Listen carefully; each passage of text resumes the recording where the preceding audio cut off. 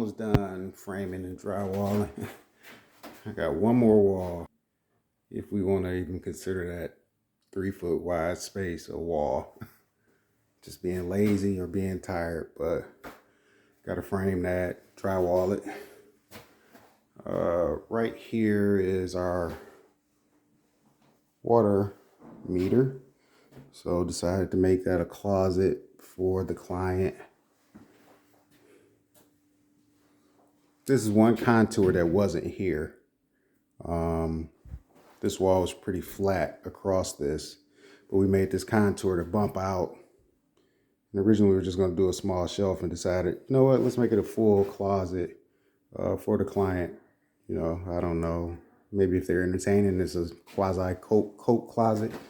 The rest of the contours are actually the foundation, the poured concrete foundation of the basement. So we were literally going in and out around the foundation. Here was all wide open. Sneak peek at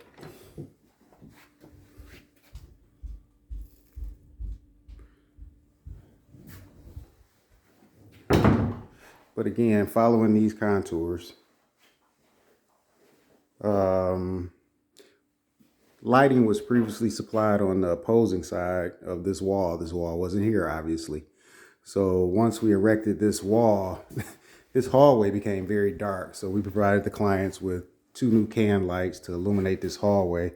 And a later request, as in yesterday, the client said, you know what, I want some power over here in case I want to light a lamp. So we found one of the lamps, their lamps, and got them power over here. We plugged it up just to show her. That's how quickly we respond to client requests.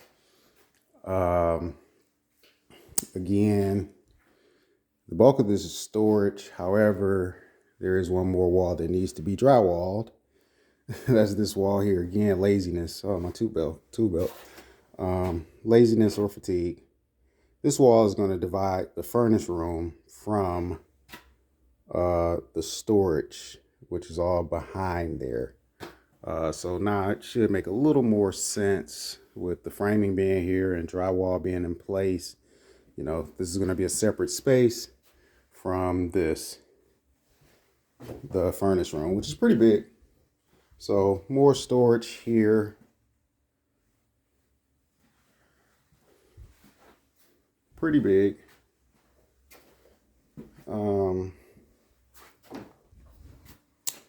Again, following those contours, the ebbs and flows of the basement, but we come into what's going to be the entertainment area.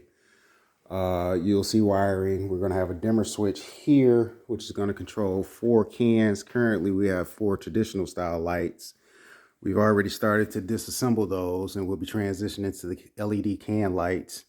Wiring, traditional with a can right beside it. That's going to be the new lighting, and you guys trust me, over there is the same thing. 2 more traditionals with 2 more cans that are already staged there. But again, we're at the back of this hallway.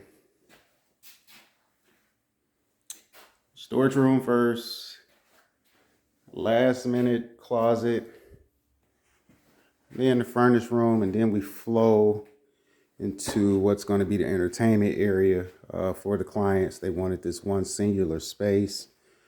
Another contour that we're following.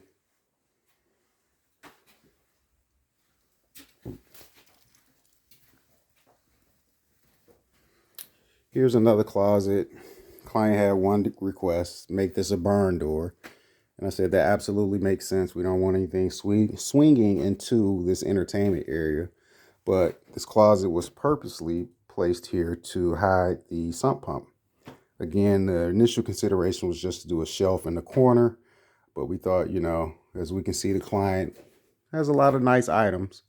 So as much storage spaces we can maintain while still developing a separate entertainment area, you know, we try.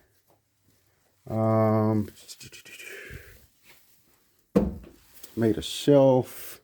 We pulled this wall about 1.5 feet away from the concrete wall simply because Didn't want to do a bulkhead, and there are a couple mechanical things that are going on behind there, and too many little one-off closets or one-off shelves. It just made sense for it to flow cohesively, to frame this wall about 1.5 feet away from the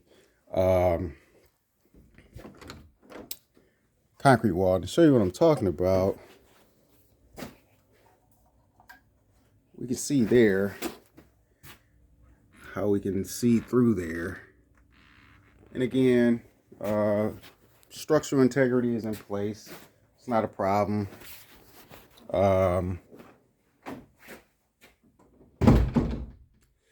Structural integrity is there. You don't even notice. The only thing you notice is, this here. But again, the client can place several things on this shelf area. We frame that. That's going to be finished. Corner bead, whatever crown we do around the top, we're going to make sure that all molding flows and ties into that. You just saw me step back. This is the other entryway into the storage area. So it just wraps around.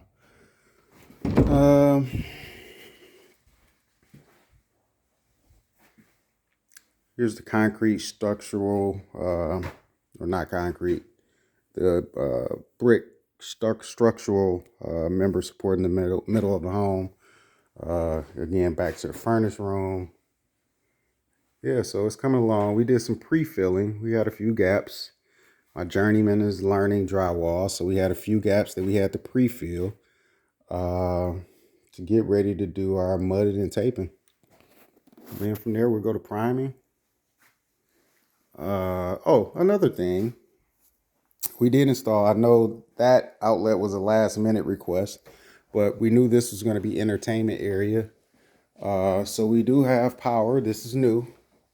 There were no outlets on this side. Starting with the GFI.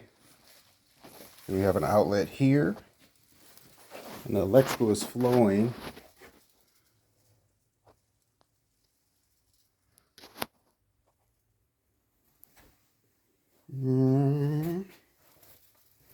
That makes GFI, and then another one that makes 2. This makes 3, 4, 5, 6,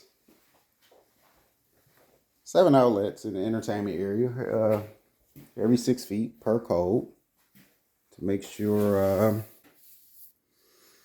all their devices have a place to plug in. This one is giving me a little bit of a hiccup. This light here actually illuminates the crawl space. It's an old ticker. Has a hell of a short in it. So I touch it very gently. Let's see if we can get it to go off. Nah, it won't go off. This thing is an old ticker and it just does what it wants. But that's crawl space. So we had to frame around that. And again, we'll make sure all of our molding here is delightful and matches the rest of the molding. But of course, we want the client to still have access to the crawl space. So there it is.